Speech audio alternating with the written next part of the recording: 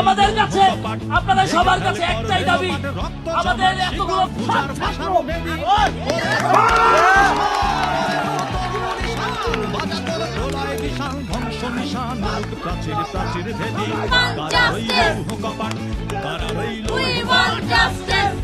আজকে আমার আপন ছোট ভাই রাস্তায় কাফনের কাপড় পরে আন্দোলনে গিয়েছে।